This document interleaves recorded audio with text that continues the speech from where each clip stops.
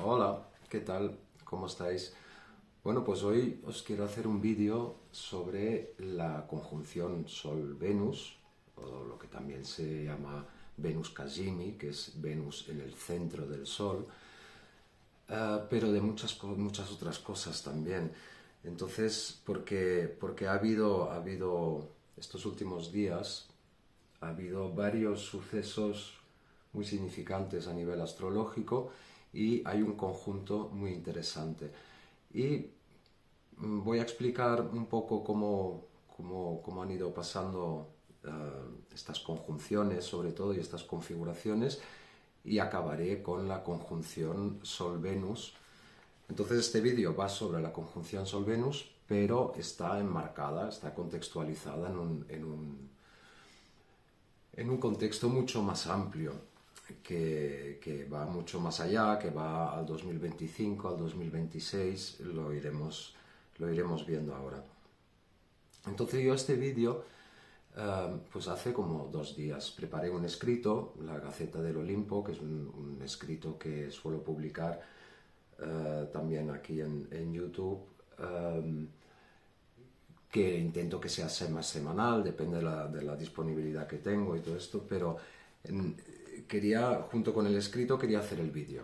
Hace 2 días ya, y no había manera, o sea, no ha habido manera ni de hacerlo ni antes de ayer, ni ayer, y hoy finalmente puedo hacerlo.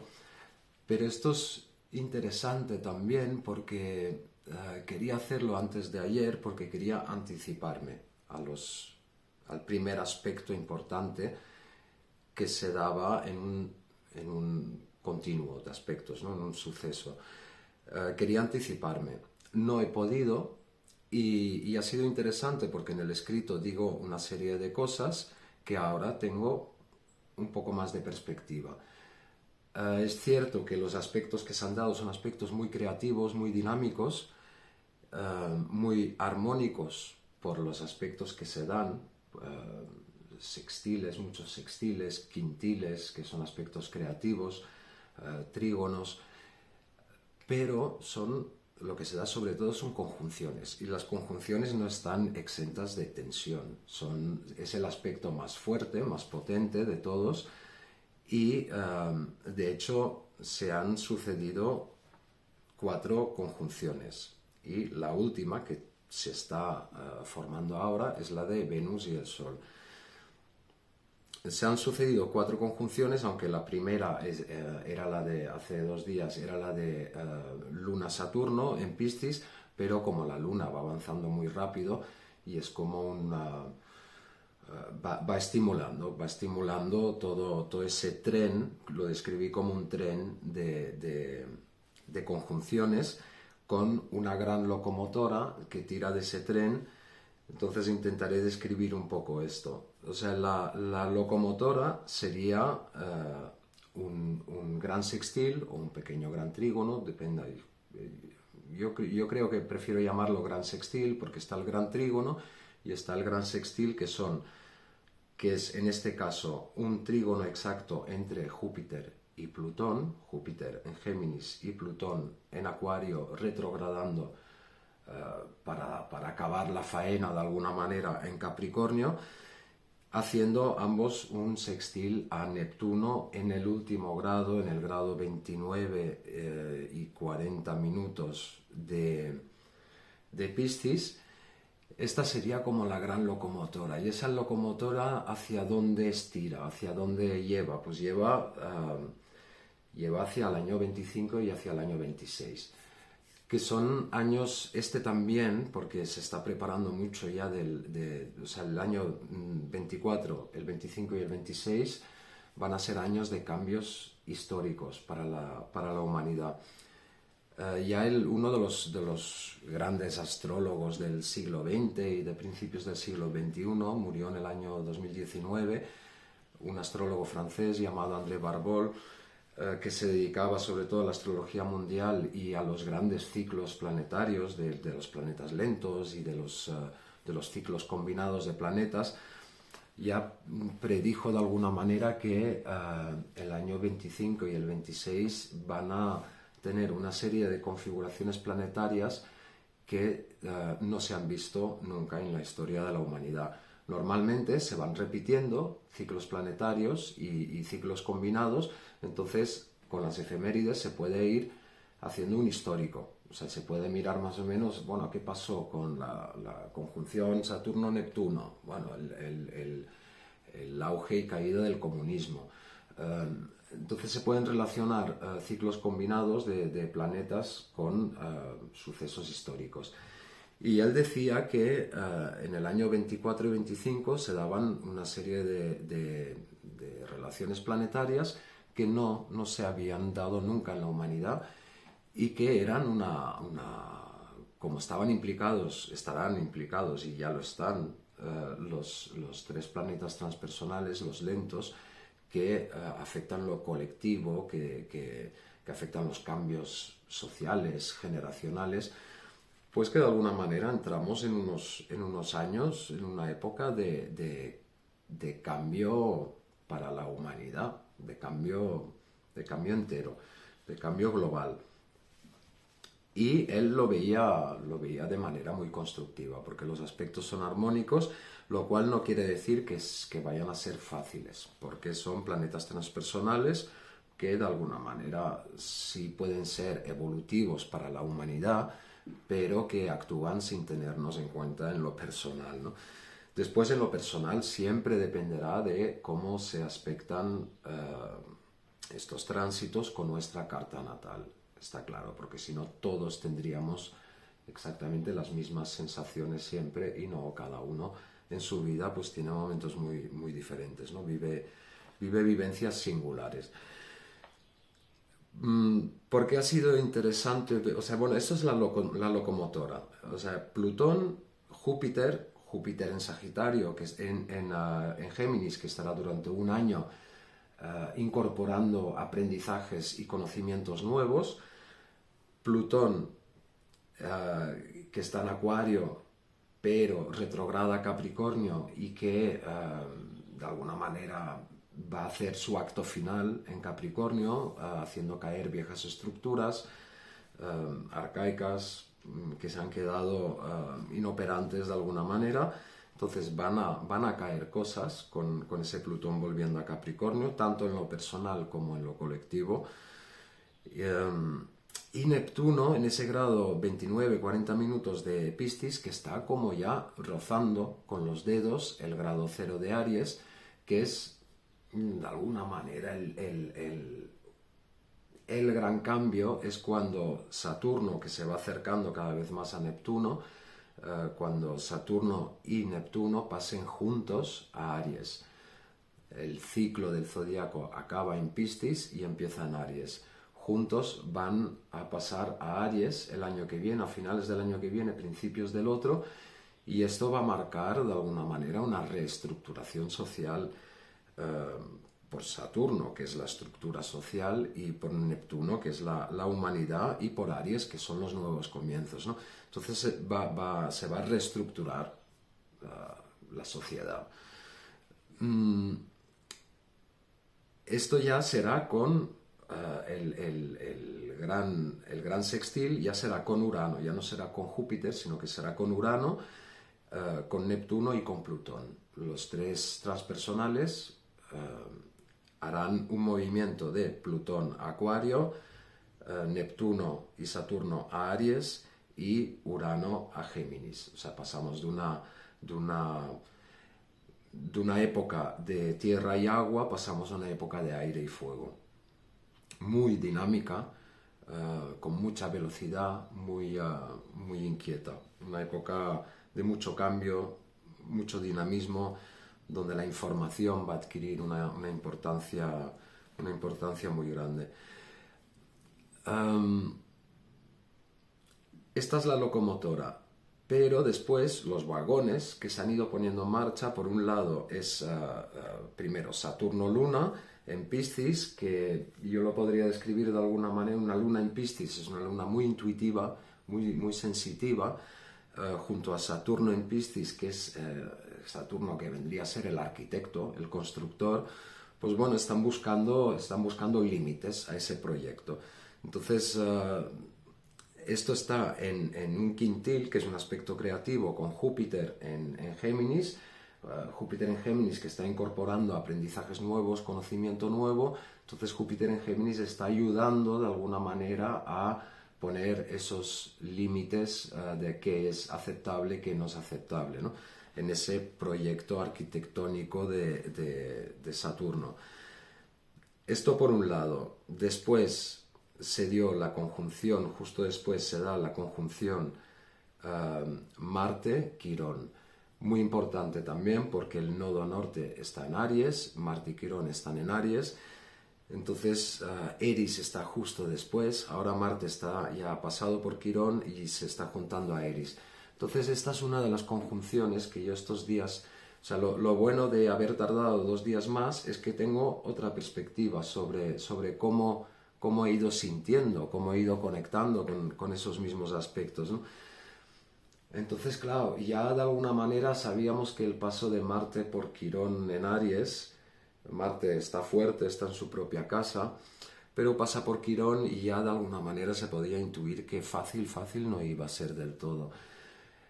¿En qué sentido? En que Quirón de alguna manera le pasa a Marte, le pasa la película de su vida, Marte que es un guerrero y le pasa la película de su vida, le pasa toda la colección, toda la retahíla de heridas en combate que ha tenido Marte a lo largo de su existencia, a lo largo de su vida.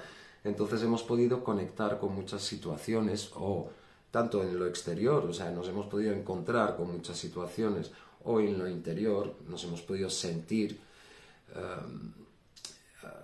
conectados, o sea, hemos podido recordar viejas heridas a través de situaciones que nos hemos ido encontrando, ¿no?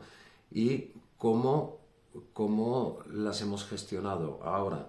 O sea, esa misma situación que igual hace 5 años yo reaccionaba de una manera porque me tocaba una herida quironiana, a estas alturas de la película, cómo hemos reaccionado ante esa situación, ¿no? Ante ese dedo en la llaga, de alguna manera.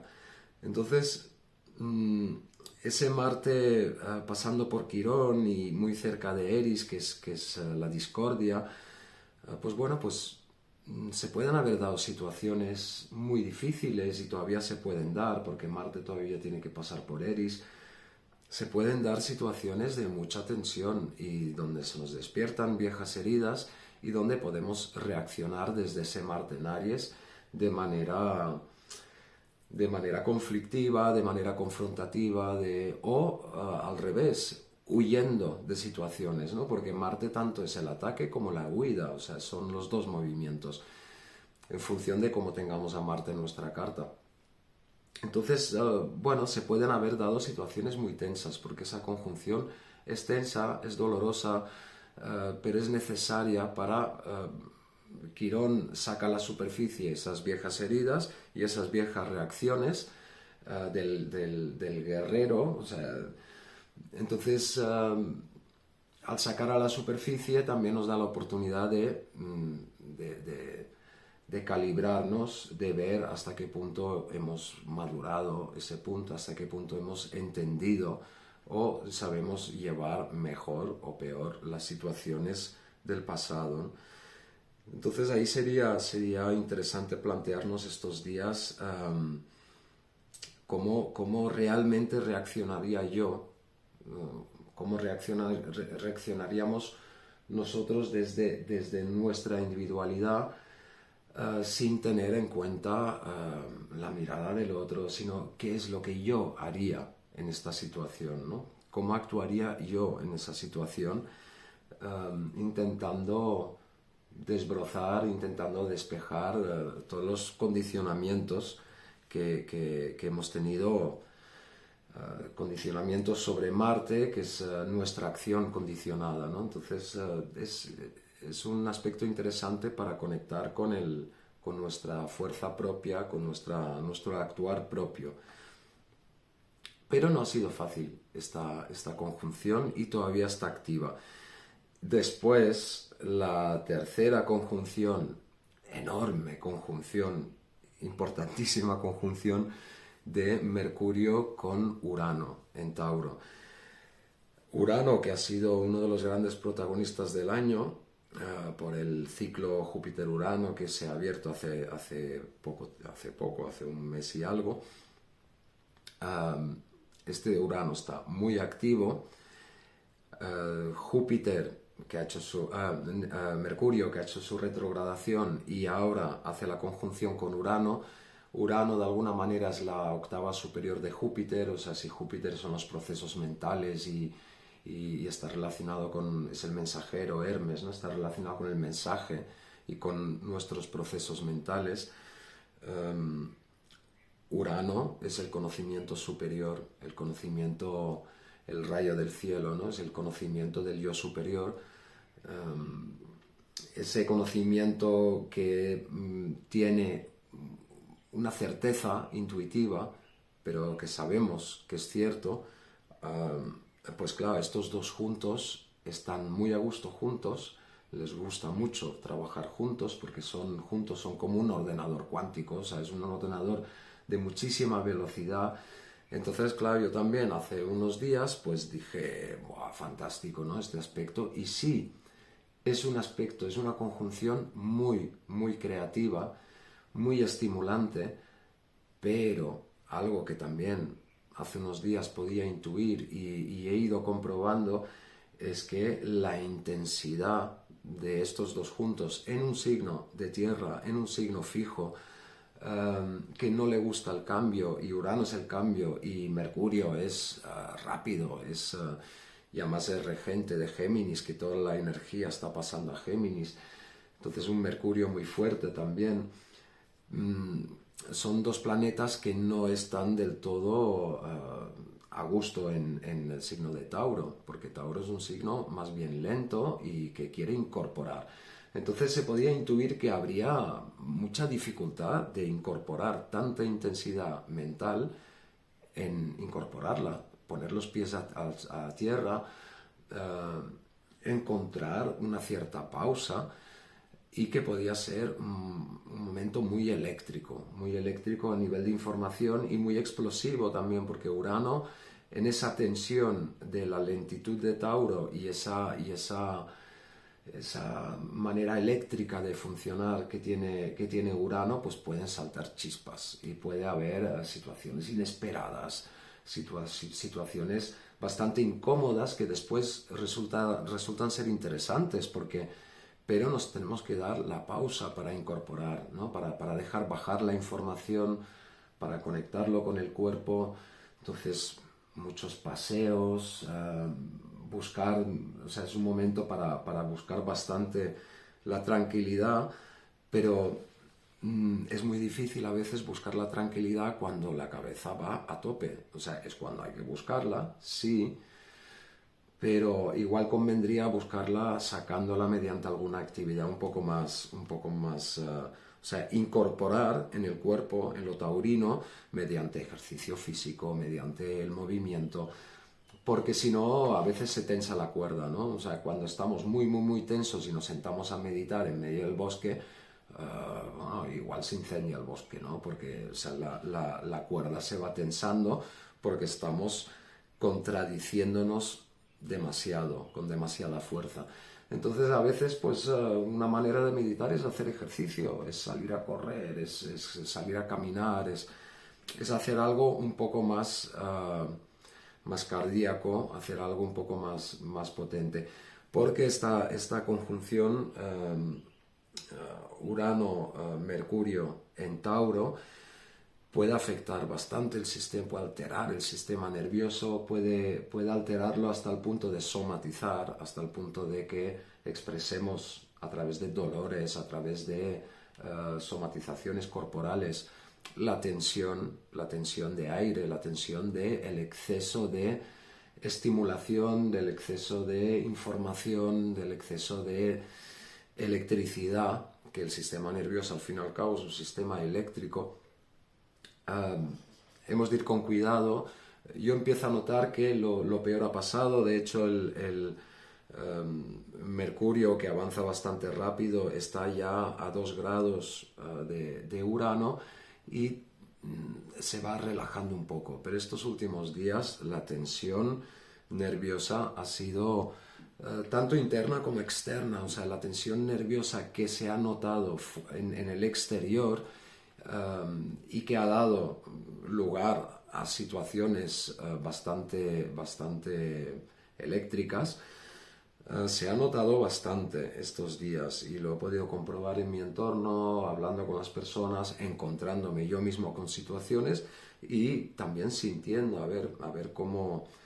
Y esto en combinación con Marte pasando por Quirón, cuidado. O sea, no han sido fáciles estas dos conjunciones, muy creativas, muy necesarias, muy sanadoras, mucha información nueva, mucha intensidad. Muy bien, está muy bien, pero no son fáciles de transitar estas conjunciones. Y ahora pasamos a la tercera conjunción que ya se está formando, o sea, ya está en el grado hoy, ya está dentro del grado de Orbe. Va a seguir hoy, que es día 1, va a seguir el día 2, día 3, día 4 y yo creo que incluso día 5 va a estar dentro del grado de Orbe. Y es la conjunción Sol-Venus.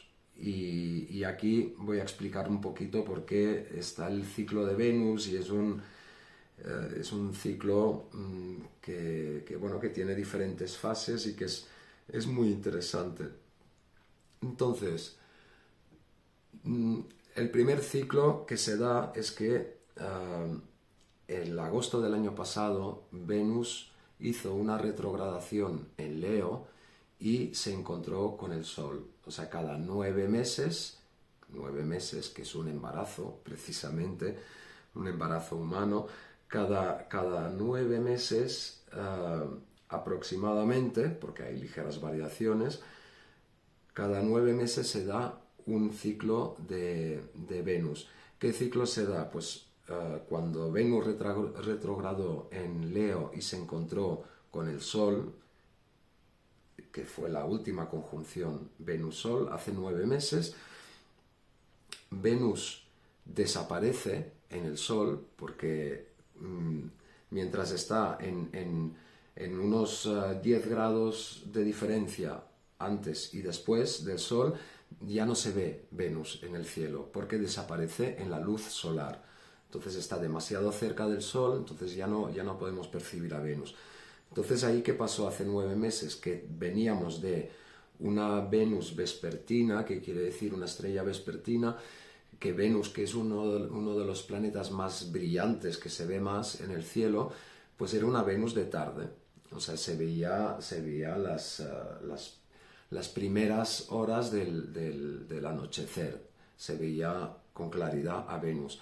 Venus desaparece en el Sol y al cabo de unos 10-15 días después vuelve a aparecer, pero como lucero del alba, como estrella matutina.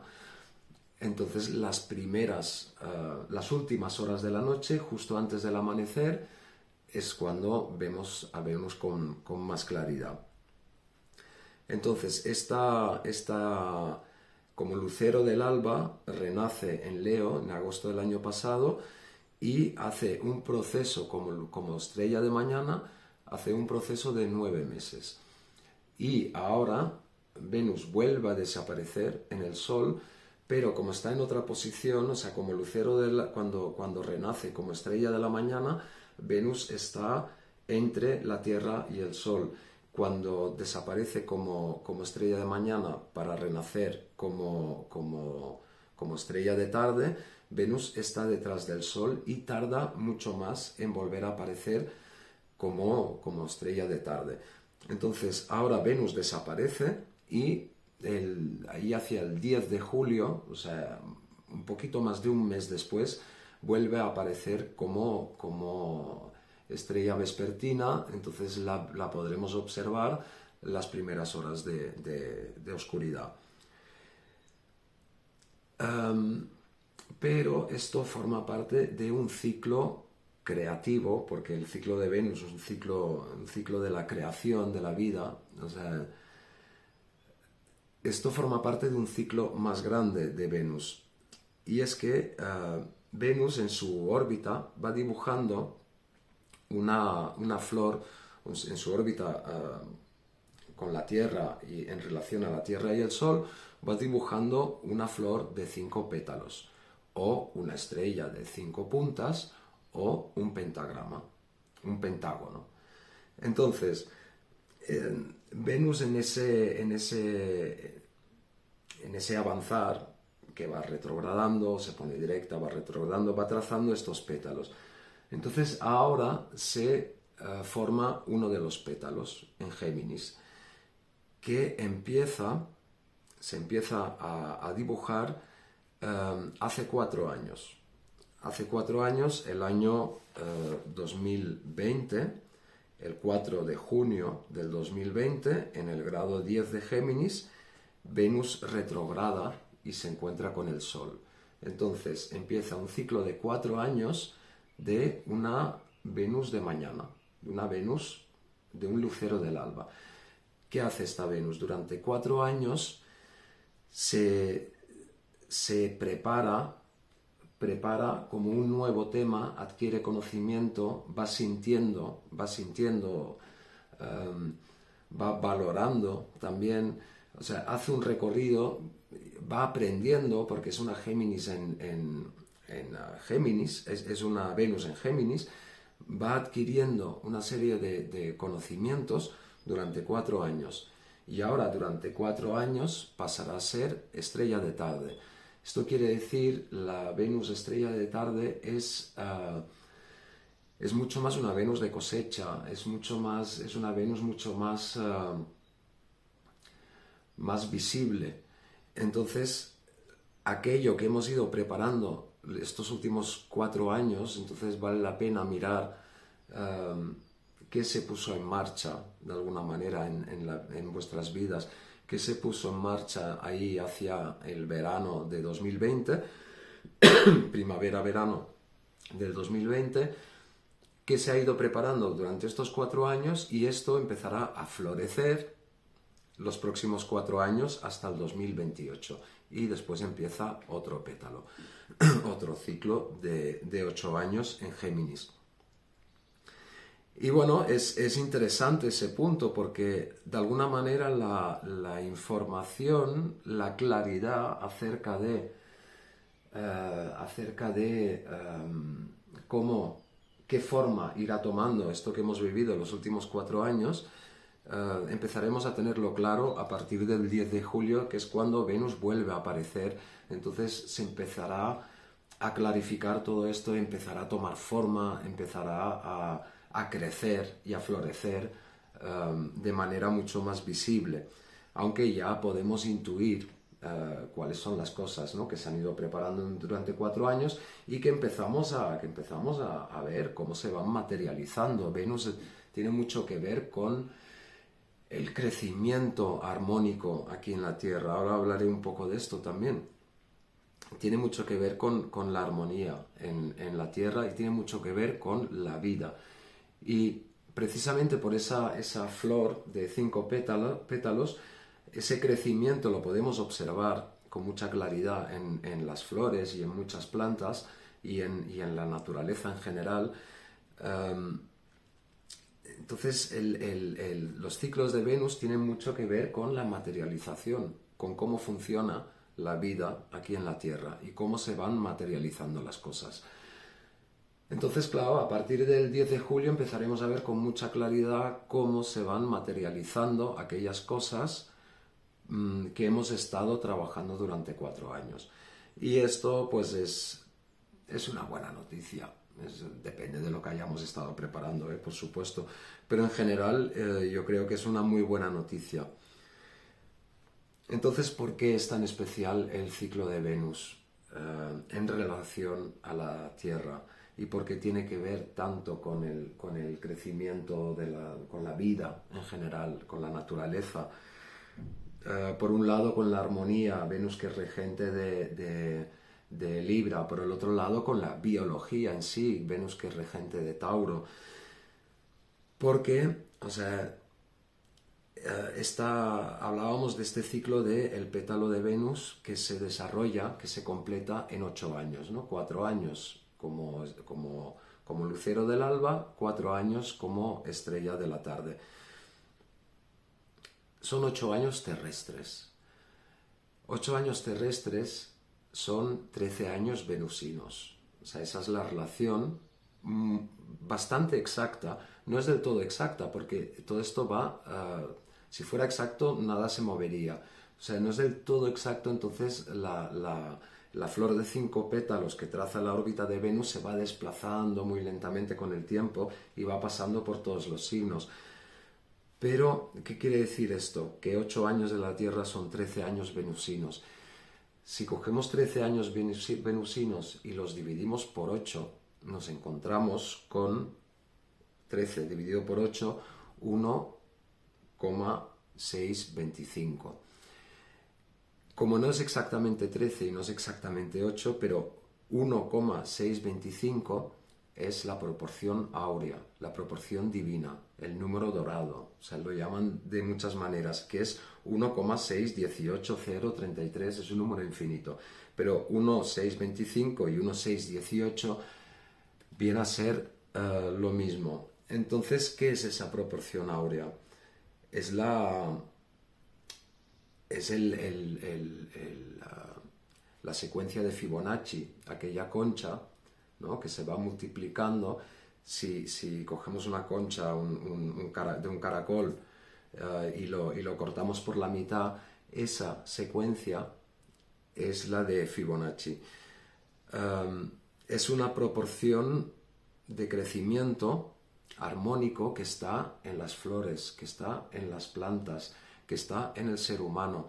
El hombre de Vitruvio, que es ese dibujo de Leonardo da Vinci, que forma un pentágono con la cabeza, las manos y los pies, forma un pentágono perfecto. Es el crecimiento de lo humano. O sea, los dedos, por ejemplo, la primera falange y la segunda están en la proporción áurea, y la tercera es la proporción áurea, y la mano es la proporción, el antebrazo, el brazo. O sea, todo está dentro de ese crecimiento de la proporción áurea. Entonces, el crecimiento biológico, el crecimiento de la vida, se da en función de la proporción áurea. Por eso le llaman el número divino. O sea, hay una matemática casi perfecta. Después, ese crecimiento, por supuesto, tiene una serie de condicionantes que hagan que haya diferencias, que haya pequeñas desviaciones de esa proporción áurea, y esto hace que todos seamos diferentes y que las plantas, las flores, o sea, no hay dos exactamente iguales. Pero la base de todo ese crecimiento, de todo lo que está vivo, es la proporción áurea. Y bueno, esa perfección y esa belleza, por eso he llamado este vídeo la melodía de la vida, ¿no? O sea, ese trazar una flor de 5 pétalos que forma un pentágono, y el pentágono son en astrología los aspectos del 5. O sea, en el pentágono, dentro del pentágono está el pentagrama, está la estrella de 5 puntas. El pentágono por fuera son los quintiles, son los aspectos del 5, y las líneas del pentagrama son los biquintiles, son los dos aspectos del 5 que hay. Son aspectos creativos, son aspectos de expresión de talento y de expresión de libre albedrío, de voluntad. Es la vida expresándose de manera creativa, de manera que materializa, que da forma. Entonces lo curioso es que al mismo tiempo que se da esta conjunción Venus-Sol, o sea, Venus desapareciendo dentro del Sol, purificándose a través de la luz solar para renacer como estrella de tarde, haciendo esa purificación en la luz solar, al mismo tiempo se dan 3 quintiles en la carta. Y bueno, eso es bastante significativo también. O sea, es un momento, yo diría sobre todo estos días 2, 3, 4, 5 de junio, estos días son muy, muy creativos. Después nos conectará un poco conectar con esto, porque Venus estará combusta, o sea, invisible por la luz solar hasta el día 10 de julio, pero cuando aparezca como estrella de tarde el 10 de julio, de alguna manera eso, la expresión creativa y talentosa de esos quintiles tienen un potencial tremendo, un potencial tremendo. Además de que ese potencial es el que va a facilitar muchísimo. Hola, bueno, se me ha cortado el vídeo y como no sé editar y tal, tendré que aprender. Pegaré este trozo al final. Últimamente me está pasando, tengo problemas con el móvil, cosas que pasan, técnicas y que me cuestan bastante. Pero ya estaba acabando, como el otro día también se me cortó el vídeo, pero ya estaba acabando. O sea, de alguna manera esos quintiles lo que van a facilitar muchísimo es a empezar a materializar, a empezar a construir de manera visible aquello que hemos estado preparando hace 4 años. Bueno, pues eso es lo que os quería contar de la melodía de la vida, del ciclo venusino. Se puede hablar muchísimo más de ese ciclo venusino, de por qué signos se irá formando esos pétalos, en qué signos se irán formando durante muchos años, se va desplazando poco a poco esa flor y poco a poco va cambiando de signo, pero el pétalo que se forma ahora es en Géminis. Entonces habrá mucho aprendizaje implicado, habrá mucho conocimiento nuevo implicado que ahora pondremos, de alguna manera, los próximos 4 años pondremos al servicio del mundo de manera creativa. Eso es lo que os quería explicar. Este tren de sucesos planetarios muy intenso con Marte Quirón, con Mercurio Urano y con Venus Sol, con esa gran locomotora de cambio social y colectivo de este año, el que viene y el 2026, que ya está en marcha ahí, que ya se está formando. ¿Y qué más os quería decir? Y eso, que sí, que son aspectos muy creativos, muy dinámicos, pero que no siempre son fáciles, porque implican a Quirón y porque implican a Mercurio, Urano, que es a veces el exceso de información y el exceso de electricidad en el aire, ¿no? Si eso lo combinamos con que la actividad solar últimamente está muy encendido el sol y hay muchísima actividad solar, cosa que también nos afecta a nivel magnético y a nivel eléctrico. Yo, por ejemplo, lo puedo notar a nivel de articulaciones. Normalmente cuando hay muchísima actividad solar tengo ligeros dolores de cabeza y dolores articulares, como si me pasara corriente por las articulaciones. Lo tengo comprobado porque llevo muchos años observando, ¿no?, esa actividad solar, esos picos de actividad solar, y estamos entrando en un momento en que esto va a ir aumentando y el año que viene la actividad solar va a ser todavía mayor. Esta segunda mitad de año también va a ir subiendo la actividad solar, al menos ese es el pronóstico. En ese sentido no soy un experto, ¿no?, porque estoy en astrología, pero se ve que sí, que va a ir en aumento la actividad solar. Yo lo noto, llevo años como observándolo y es esto, es como una ligera sensación de magnética, eléctrica, que puede ser incómoda, pero que hay que transitarla y hay que adaptarse. Y si una cosa el ser humano sabe hacer es adaptarse a los cambios, aunque sean incómodos, y ser resilientes, ¿no?, en estos cambios, de alguna manera utilizarlos de trampolín para evolucionar. Entonces, bueno, pues a veces hay que pasar incomodidades corporales, que forma parte de la vida, ¿no? Eso es lo que os quería contar. Hasta el próximo vídeo y muchas gracias.